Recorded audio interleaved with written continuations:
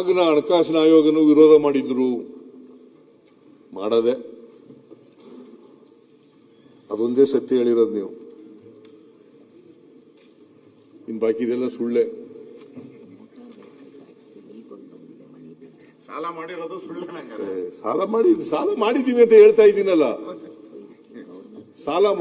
ಸಾಲ ಈ ಸಾರಿ 8 ಲಕ್ಷದ ಅಂದ್ರೆ ಮುಂದಿನ ಸಾರಿ 8,24,359 ಕೋಟಿ ಸಾಲ ಮಾಡಿದ್ದೀವಿ. 8,24,359 ಕೋಟಿ ಸಾಲ ಮಾಡಿದ್ದೇವೆ.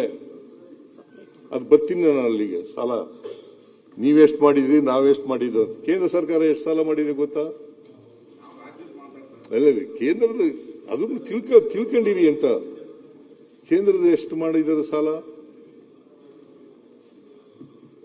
2014 ಮಾರ್ಚ್ಗೆ 53,11,000 ಕೋಟಿ ಇತ್ತು ಸ್ವಾತಂತ್ರ್ಯ ಬಂತವಿಂದ. 53,11,000 ಕೋಟಿ. ಈಗ ನಿರ್ಮಲಾ ಸೀತಾರಾಮನ್ ಅವರು 26-27 ಬಜೆಟ್ ಮಂಡಿಸಿದಾರಲ್ಲ, ಅದರಲ್ಲಿ 218 ಲಕ್ಷ ಕೋಟಿಗಿಂತ ಹೆಚ್ಚು. 218 ಲಕ್ಷ ಕೋಟಿಗಿಂತ ಹೆಚ್ಚು. 14ರಲ್ಲಿ ಇವರು ಅಧಿಕಾರಕ್ಕೆ ಬಂದರು, ಮೋದಿಯವರು.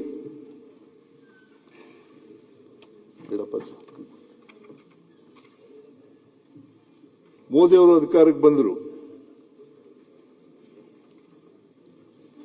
ಅಧಿಕಾರಕ್ಕೆ ಬಂದಾಗ ಸಾಲ ಮಾರ್ಚ್ 2014ಕ್ಕೆ 53,11,000 ಕೋಟಿ.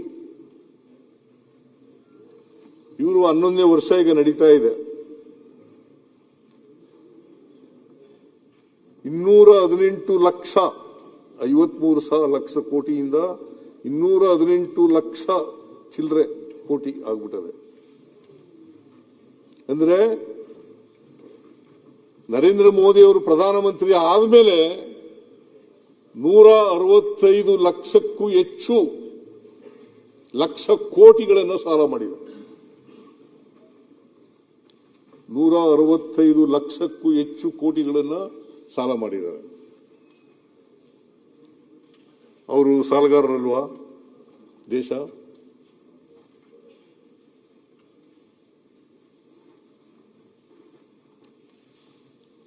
ಭಾರತ ದೇಶ ಸಾಲಗಾರರಲ್ಲ? ಈ ವರ್ಷ ಎಷ್ಟು ಗೊತ್ತಾ ಸಾಲ ಮಾಡಿರೋದು? 16,96,000 ಕೋಟಿ.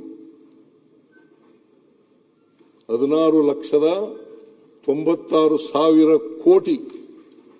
ನಾವು ಮಾಡಿರೋದು ಎಷ್ಟು ಸಾಲ? 1,32,000 ಕೋಟಿ.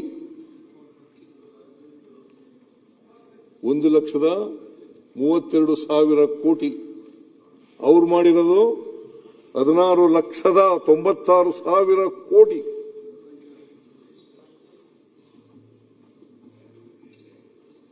ಇವೆಲ್ಲ ಗೊತ್ತಾಗಬೇಕು. ನೀನು ಇವೆಲ್ಲ ಹೇಳ್ಕೊಡ್ಲಿಲ್ಲ ಅನ್ನೋ ಕಾಣಿಸುತ್ತೆ ನಿನ್ಗೆ.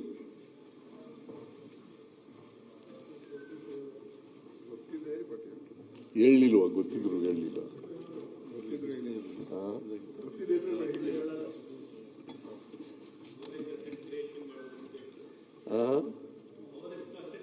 ಎಷ್ಟಾಯ್ತು ಅಂತ, ಅಸೆಟ್ ಕ್ರಿಯೇಷನ್ ಎಷ್ಟಾಯ್ತು ಅಂತ ನೋಡ್ಬೇಕು ತಾವು ಸನ್ಮಾನ್ಯ ಮುಖ್ಯಮಂತ್ರಿಗಳೇ.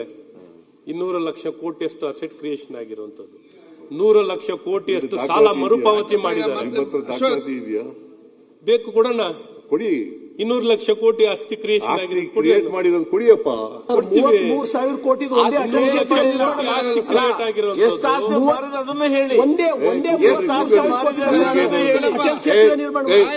ಕೂತ್ಕೊಳ್ಳಿ ಸಲಗಾರ.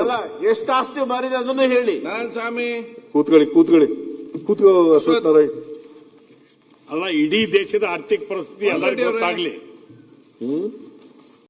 ಪಾಪ ಪುಣ್ಯದ ಮಥನವೋ, ನೀತಿ ತತ್ವದ ಕಥನವೋ, ಬಲಾಬಲಗಳ ಘೋರ ಕದನವೋ, ಪ್ರೇಮ ಕಾಮದ ಸದನವೋ, ರಾಗ ದ್ವೇಷದ ದೋಷವೋ ಜನ್ಮ ಜನ್ಮದ ಪಾಶವೋ